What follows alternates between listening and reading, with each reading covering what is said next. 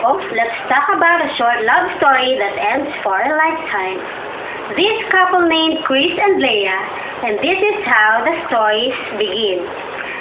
Chris is working as a choreographer and he is very passionate with it. He has his own dance studio for his students. One day, a girl named Leah went to his studio and asked Chris to teach and help her for her dance presentations at their campus for a dance competition. Leah has a pretty face and a nice character, so he scheduled her for rehearsal and they started seeing each other every day for a week. They still spend time together after rehearsals, going on a date, enjoying each other's stories and laughter until they find out that the feelings develop into love. Yes, they both fall in love to each other. They become official lovers after Leah's win on the dance competition.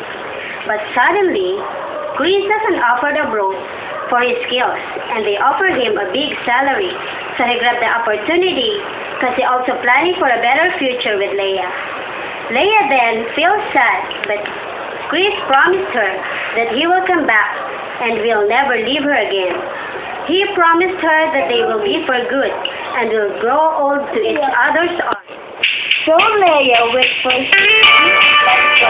promise, and he came back to see Leah and proposed for a marriage, and they lived happily ever after.